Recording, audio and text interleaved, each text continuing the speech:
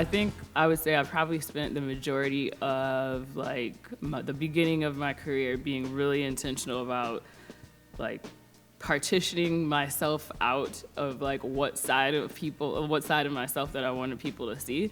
And to be honest, that is extremely exhausting. Yeah. I have found. And I also realized that there's really no real reason to do it because all these things tied together are what like makes SuperDre. So, with the music tech startup, like I would love for that to be at least the majority of my end game.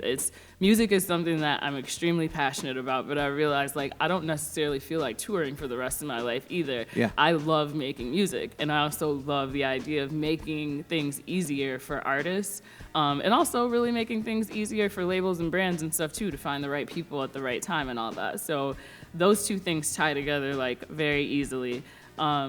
Trying to do a startup, especially a tech startup, is extremely intimidating unless you understand the ecosystem. Well, I understand the ecosystem because of my day job. So right. I spend a lot of time in it. I know like a lot of the people at venture funds and angel funds and all that. So that also directly ties into it. It's like a freight train of ideas coming through. Choo-choo. Got a nice train.